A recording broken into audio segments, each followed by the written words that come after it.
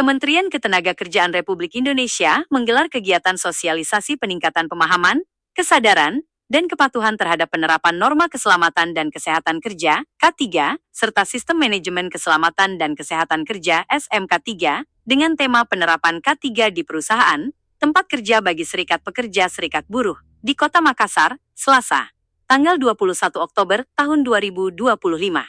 Kegiatan ini bertujuan meningkatkan kesadaran dan pengetahuan serikat pekerja maupun serikat buruh tentang pentingnya penerapan K3 di lingkungan kerja. Dengan adanya sosialisasi ini, diharapkan terwujud hubungan kerja yang harmonis, aman, dan produktif antara pihak perusahaan dan para pekerja.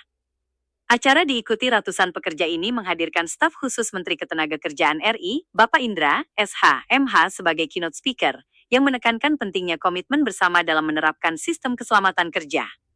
Dalam sambutannya, beliau menyampaikan bahwa penerapan K3 bukan hanya tanggung jawab perusahaan, tetapi juga seluruh pihak yang terlibat dalam proses kerja. Budaya K3 harus menjadi kesadaran kolektif.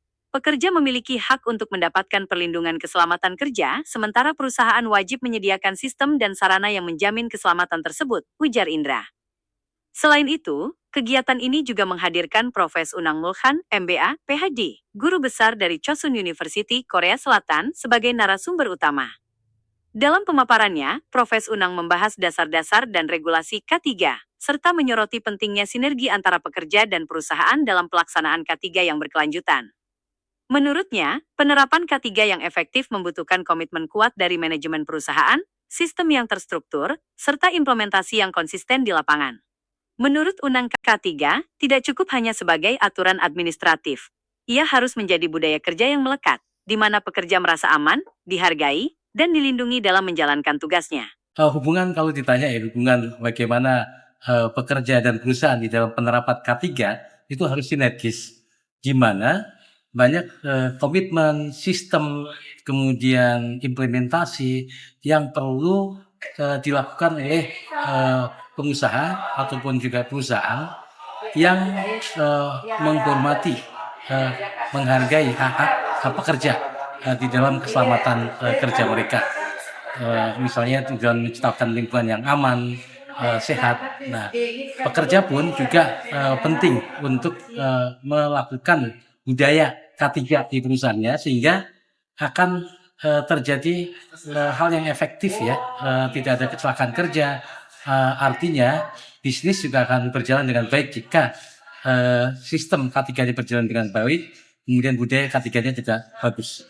Ya, tadi udah kita dengarkan juga ya dari pengawas dari Kemenaker terkait dengan sistem pengawasan yang sudah dijalankan.